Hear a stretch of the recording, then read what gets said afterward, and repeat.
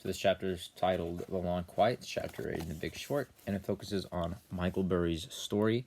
And The Long Quiet refers to the long period of time from when he was expecting for the mortgage bond market to start going sour and for him to start making money on his credit default swaps.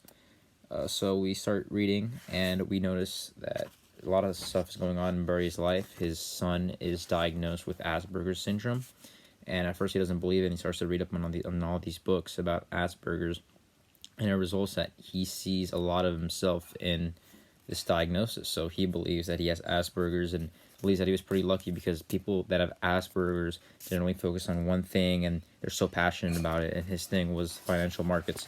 So he was kind of thankful that he had Asperger's, but he didn't want to make it public to his investors. And then the chapter kind of focuses its shift more on what was going on in the markets.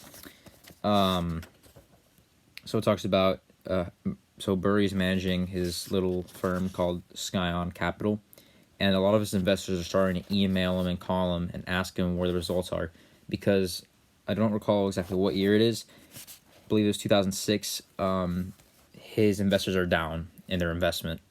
Even though the S&P was up 20%, he was losing money on the investments, and they hadn't really said anything whenever Burry was winning money and beating the market even when it was down. But now that they were down when the market was up, the investors were pretty mad, and they wanted out of Burry's Scion Capital. And Burry was using his leverage that he had in his contract. It states that if you invest in his business, then you have to keep your money in there for 2 years. So he was trying to use that leverage to, keep his bets against the mortgage-backed securities market going. But the investors really wanted out. A lot of the people that got him on his feet were starting to get really mad at him. So he used this other clause that he had in there to side pocket the credit default swaps.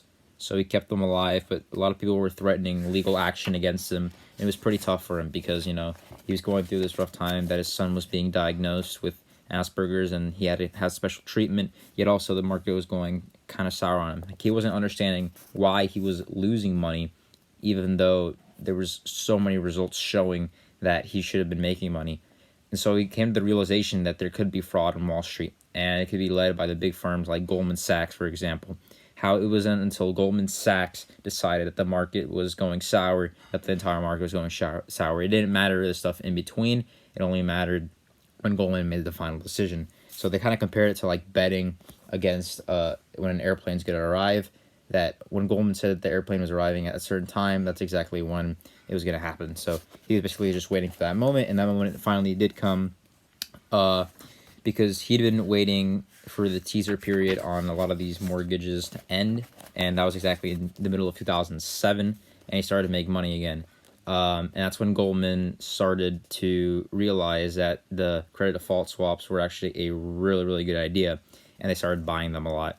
And they were answering Burry's calls. A lot of the firms said they had power outages and stuff like that. They were just trying to cover up, but in reality, they were trying to get in on this market to try to bet against their own investors even. And Burry realized that he was winning, but it wasn't showing at all in the markets because it was something completely new, and Goldman didn't really want to get into it. But now that Goldman was getting into it, he was starting to make a lot of money on these credit default swaps that he had. So essentially, that's how the chapter ends up. His investors don't call him back because they're not angry anymore. He's starting to get back on his feet. Even though there were so many conspiracy theories against him and a lot of doubt against him, he ends up winning. His bet ends up working. We don't really see the results of it just yet, but the signs that the market is failing and a lot of these banks are starting to get in on the bets against their own clients really shows that Burry outdid them all and outsmarted them to make a lot of money.